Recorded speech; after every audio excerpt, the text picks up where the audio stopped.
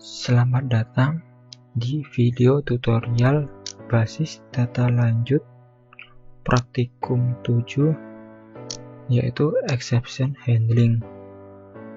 Sebelumnya, perkenalkan, nama saya Wildan Andaru, NRP 21031211045 dari kelas 2D3 ITB, jurusan Teknik Informatika, Politeknik Elektronika Negeri Surabaya, dengan dosen pengampu Rengga Asmara, Sarjana Komputer OCA.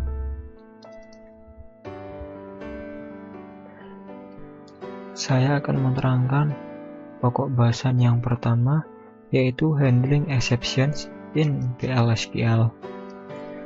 An exception is an identifier in PL/SQL that is raised during exception.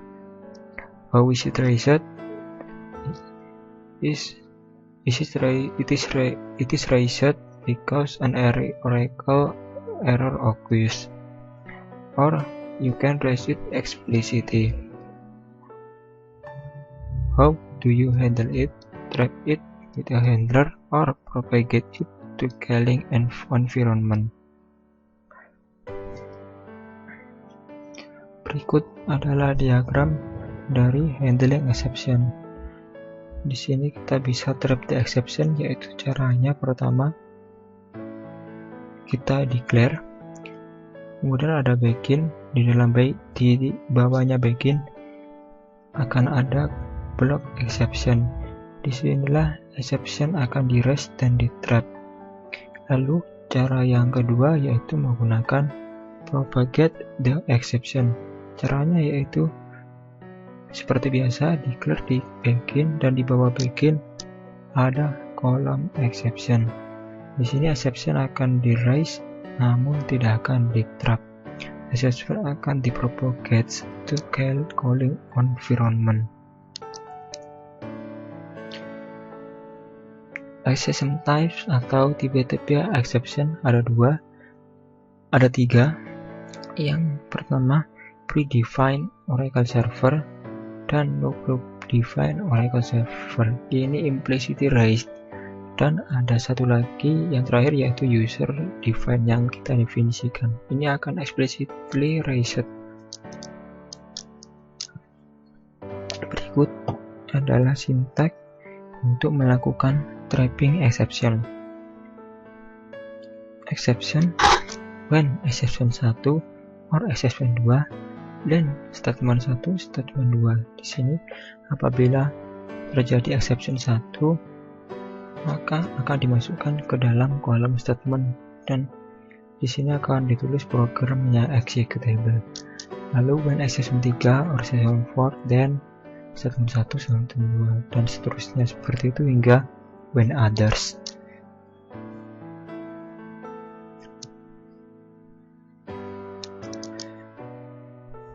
Trapping exception guideline.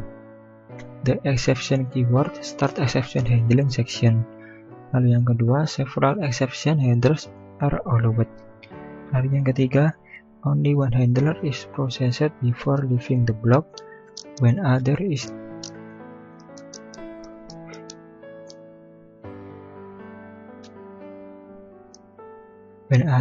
the last clause. Trapping predefined Oracle server error. Reference the standard name in the exception handling routine. Berikut adalah sampel predefined exception. Seperti yang pertama, no data found ketika tidak ditemukan data yang dicari. Kemudian ada too many row, yaitu baris terlalu kelebihan dari jumlah baris yang ada. Kemudian invalid cursor salah atau tidak ada. Zero divide, yaitu dibagi dengan 0, dibagi dengan 0, tidak bisa dilakukan. Lalu do file on index.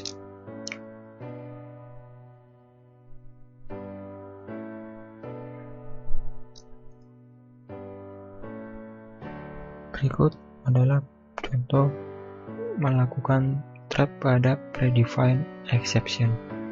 Di sini begin exception when exception di sini nama exception seperti no data found dan statement 1 atau statement 2. Lalu when too many rows yaitu exception yang berikutnya too many rows lalu dimasukkan ke dalam statement 1. Lalu ketika statement yang lain atau exception yang lain maka akan dimasukkan ke dalam statement yang ini. Ini adalah diagram dari trapping non-predefined exception. Caranya yaitu pertama declare lalu associate kemudian di reference. Di sini adalah seksi dari deklaratif. Di sini akan diberi nama exception apa, kemudian quote the pragma exception init, lalu di sini akan di raise exceptionnya. Exception handling section.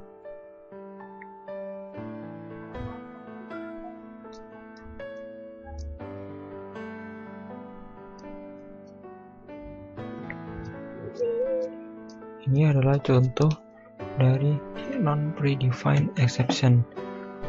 Track for Oracle server error number -2292 unintegrity constraint violation. Caranya yaitu ini adalah sintak yang digunakan untuk melakukan trap pada Oracle server error dengan nomor ID -2292. Pertama kita lakukan biasa define pdepno sama dengan 0, lalu declare. Di sini kita declare exceptionnya yaitu IMPS remaining. Pragma exception init IMPS remaining. Jadi di sini namanya ini digunakan untuk exception dengan nomor ID -2292. Begin delete from departments where department ID sama dengan pdepno commit. Di sini akan dilakukan exception handling dan raise, yaitu di block exception when IMPS remaining dan EBMS output line cannot remove debt to char pdepno employee success. Tadi di sini apabila tidak bisa di remove maka akan di raise kata-katanya yaitu cannot remove debt di dalam blok SQL ketika IMPS remaining keluar. Function for trapping exception. Ada banyak fungsi yang digunakan untuk melakukan trapping exception. Yang pertama ialah SQL code, return the numeric value for the correct error code. Jadi di sini akan mereturn kode atau ID dari kode dari error tersebut. Kemudian yang kedua SQL IRRM return the message associated with the error number. Jadi di sini akan mereturn message yang berhubungan dengan error nomor suatu error. Ini fungsinya contohnya. Yang pertama declare v error code number v error message dengan varchar 2 panjangnya 255. Begin exception when others then rollback v error code sama dengan SQL code v error message sama dengan SQL error.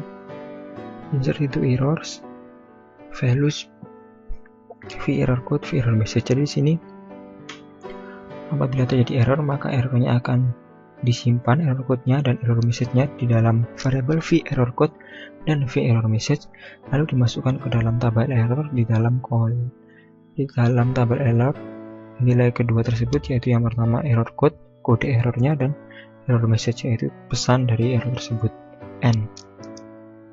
Berikut adalah diagram dari trapping user defined exception. Yang pertama declare, diberi nama exceptionnya, lalu di raise yaitu di executable section, lalu yang ketiga di reference exception di exception handling section. Baik, tadi adalah materi yang sudah saya sampaikan. Lalu sekarang kita berlanjut ke soal 1. Ini adalah codingannya. Set server output on variable pgaji declare vgaji emp sal percent type sama dengan pgaji tampung emp inem percent type begin select inem into tampung from emp where sal sama dengan vgaji. DBMS output line gaji tersebut dimiliki oleh pegawai bernama, lalu exception when data not found Dan ini yang dilakukan DP besar put dan put lain tidak ada data. Lalu ketika banyak buyernya terlalu banyak, bila ditampilkan pesan lebih dari satu pegawai punya gaji itu, lalu ketika yang lain terjadi suatu kesalahan. Dan pertanyaannya, apakah yang dikerjakan program di atas kalau nilai variabel P gaji bernilai 800, 250, dan 999 hasilnya apa? Jawabannya, program di atas digunakan untuk mencari nama pegawai yang memiliki gaji sesuai yang diinputkan oleh user. Jadi yang pertama, apabila P gaji sama dengan 800, apa yang terjadi? Yaitu gaji dimiliki oleh Smith. Lalu untuk P gaji sama dengan 1250, maka lebih dari satu pegawai punya gaji itu. Kemudian untuk P gaji sama dengan 999, yang terjadi tidak ada data. Demikian video basis data lanjut dari saya, Wildan Andaro. Mohon maaf apabila ada banyak kesalahan. Semoga bermanfaat. Sekian, terima kasih. Assalamualaikum warahmatullahi wabarakatuh.